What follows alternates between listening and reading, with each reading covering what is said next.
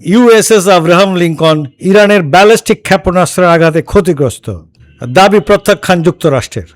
মার্কিন বিমানবাহী রণতরী USS Abraham Lincoln ballistic ক্ষেপণাস্ত্রের আঘাতে ক্ষতিগ্রস্ত হয়েছে ইরানের এমন দাবিকে সরাসরি প্রত্যাখ্যান করেছে ইউএস সেন্ট্রাল কমান্ড।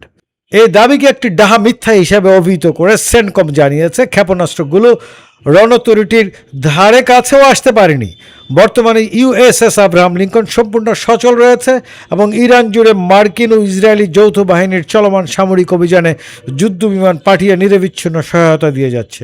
এর আগে ইরানের Islamic revolutionary guard corps IRGC দাবি করেছিল যে তারা 4টি ব্যালিস্টিক ক্ষেপণাস্ত্র দিয়ে মার্কিন এই রণতরীটিকে সফলভাবে লক্ষ্যবস্তু করেছে। তারা হুঁশিয়ারি দিয়ে জানায় মার্কিন বাহিনীর বিরুদ্ধে তাদের আক্রমণ এখন নতুন পর্যায়ে প্রবেশ করেছে এবং এই অঞ্চল আগ্রাসী বাহিনীর জন্য কবরস্থানে পরিণত হবে। মূলত শনিবার 28 ফেব্রুয়ারি শুরু হওয়া যুক্তরাষ্ট্র ও ইসরায়েলের বিশেষ অভিযানে সর্বোচ্চ নেতা আয়াতুল্লাহ আলী খামেনি সহ ইরানের শীর্ষ কমান্ডারদের মৃত্যুর পর তেহরান ড্রোন ও ক্ষেপণাস্ত্র ব্যবহার করে মধ্যপ্রাচ্যে মার্কিন ও উপসাগরীয় লক্ষ্যবস্তুগুলোতে পাল্টা হামলা শুরু করেছে। এদিকে ইরান দাবি করেছে তাদের হাইপারসনিক মিসাইলের আঘাতে ইসরায়েলি সিকিউরিটি ক্যাবিনেট সম্পূর্ণভাবেই ধ্বংস হয়ে গেছে। এই আঘাতে ছিল অত্যন্ত সুনিপুণ।